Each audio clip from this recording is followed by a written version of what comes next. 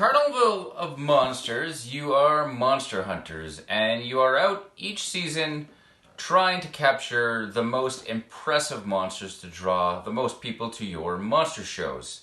This is a card drafting game from Richard Garfield. Let me show you how it goes and I'll tell you what I think.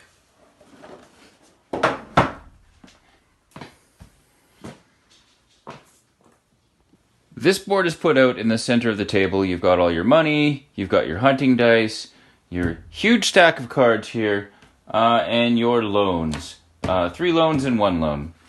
Now, each player is dealt 2 starting lands and then 8 cards.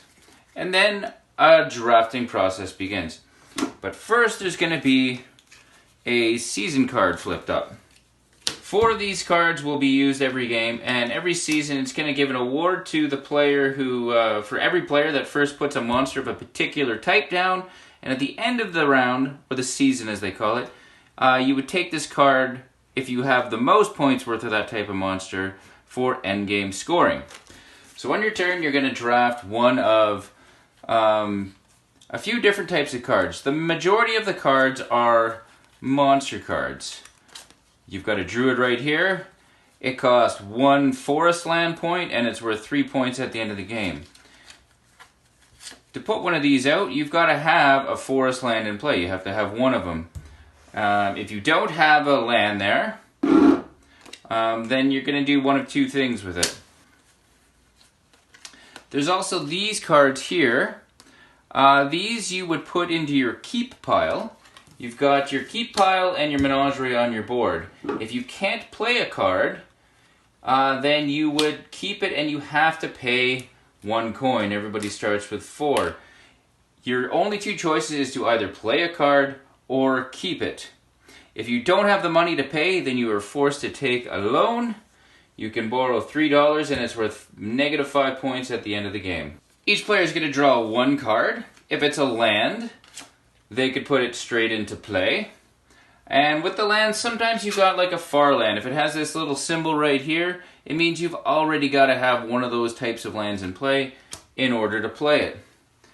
The other types of cards you can play are the monster cards, if you have the appropriate land. Or there's hunter cards you can play. There's event cards you can play that are one-time use. And then there's also employees. Generally hunters, and they will help you with various other things. Once you take a card and you decide to either keep it or play it, then you pass the card to, you start off turn 1 and 3, you pass it to your left, turn 2 and 4, you pass to your right. You're going to keep going, drafting cards until all 8 cards are drafted. Then you resolve the season card. Any monsters you have in play would get put into your menagerie here. Your keep cards stay where they are. And note, you can play your keep cards at any point during your turn. So you're saving potential cards up to play later on in the game. And that's the quick rules explanation of this game. Let's go back up top and I'll give you my thoughts. So that was Carnival of Monsters. And I'm generally interested in anything Richard Garfield does. He's one of the most prolific designers in tabletop gaming ever. I love drafting games. And the reason I got interested in this one is because of the last drafting game he came out with, Bunny Kingdoms. So let's start with the components. Now they are fine. There's nothing special. The cards are okay.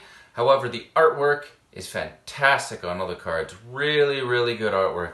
One thing I didn't mention is at the end of every season, some of those monsters are going to have little danger tokens on them, and you have to roll those season dice.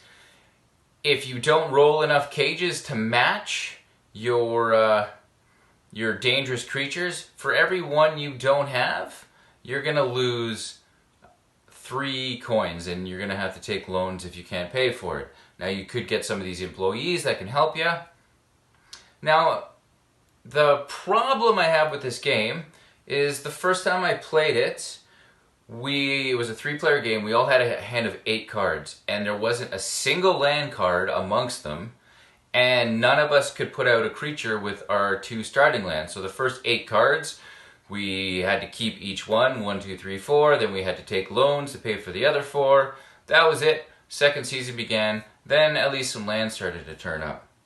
The future plays, I never ran into the same problem, but there is a huge luck factor on what you're going to get from the cards. The one thing I do like is the cards that you can keep that will give you endgame bonuses based on what you have. Like, you're going to get 2 points for every water creature that you have, and I like that, and that gives you incentive to follow a certain kind of strategy. However, I think Bunny Kingdom does it way better. I think Bunny Kingdoms, his previous game, does everything way better.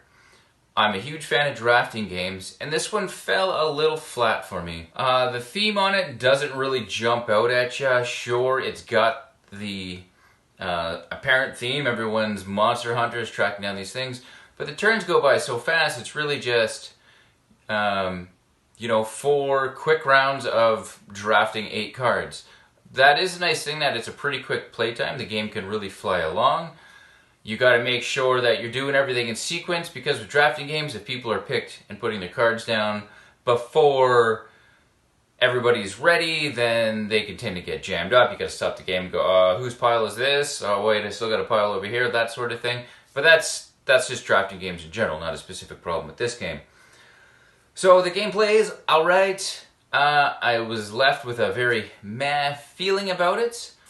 I immediately announced that I wanted to put it into my sell trade pile. However, my girlfriend and son both enjoyed it much more than me, and they said, no, I don't want you to get rid of this.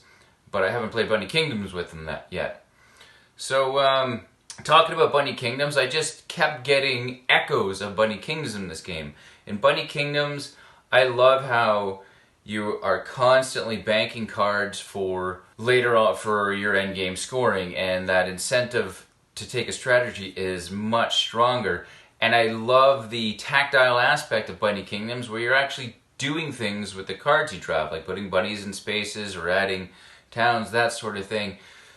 So it's almost like Bunny Kingdoms is an evolution of this game. So I think if you really enjoy drafting games, there is something here. It is fun. It is quick to play. Like I said, the art is fantastic.